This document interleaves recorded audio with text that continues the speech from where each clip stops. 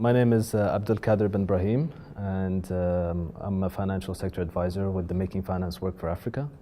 Making Finance Work for Africa was established by the then G8 Summit in recognition of the fact that financial sector development requires close collaboration between African governments, development partners, the private sector and other stakeholders. So basically our work revolves around different areas. We do some knowledge management, we do some donor coordination, and we try to be a facilitator and a catalyst, as well as a pre-business incubator of ideas, for really financial sector development and supporting the countries' efforts in developing the financial sector. So this is what we do.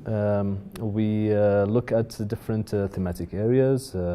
Our three strategic pillars are long-term finance, we look at financial inclusion, we look at banking supervision and governance. We are housed at the African Development Bank, which is based in Abidjan, Côte d'Ivoire.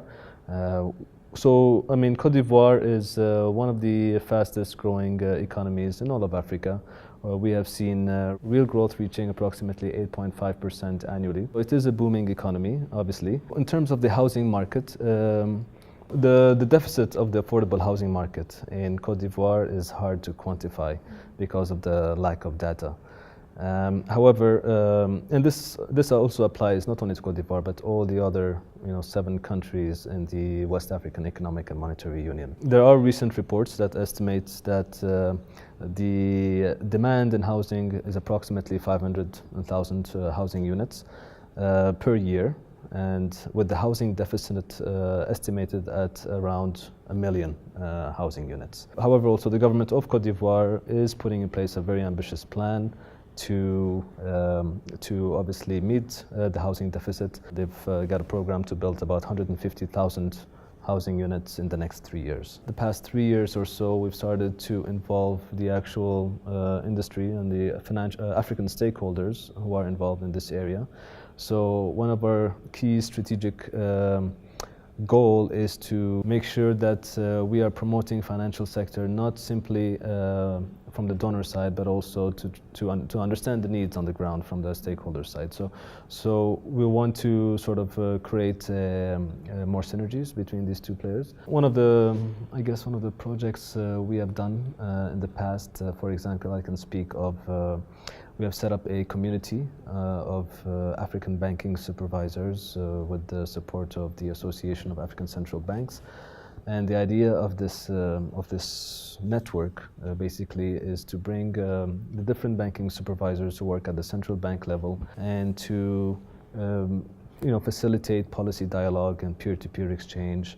And recently we've organized capacity building training programs to strengthen their role in banking supervision, applying macroprudential surveillance, and looking at crisis management as well. So we've ran these training programs in Algeria, South Africa, and recently in Nigeria.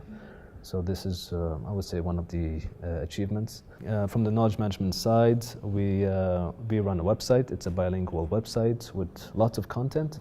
In there, there's a blog section, there is a knowledge center that houses about 2,000 or so publications. There is also, we try to run some training seminars using web technologies, webinars and so forth. So this is mostly part of our knowledge dissemination work. And we do a lot of advocacy as well. The issue of housing in Africa has existed for quite a long time, but there are obviously regional differences and differences between the different countries. But definitely we are seeing a lot more engagement, a lot more discussions in the effects of housing in the overall economy, obviously.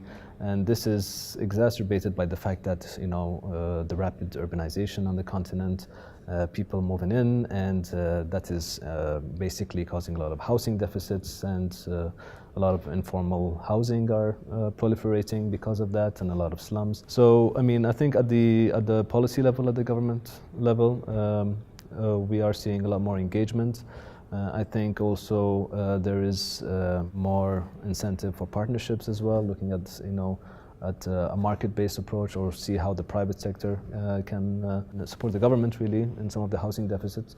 So yes, I mean the engagement is there. The discussion is it's happening a lot more now, and we're seeing it, for example, in the West African region. So in the West African region, I think, I mean, two countries to look out for is, I would say, Côte d'Ivoire and Senegal, and that's basically because of the macroeconomic situation right now. Both these countries are experiencing relatively modest good growth.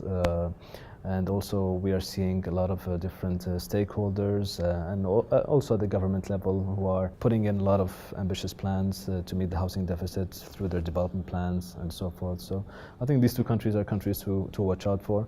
But that doesn't mean that we should disregard obviously the other countries, and the different countries have